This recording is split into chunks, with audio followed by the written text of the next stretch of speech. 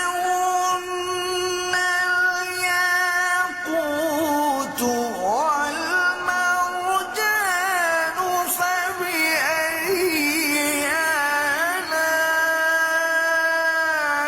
آلاء ربكما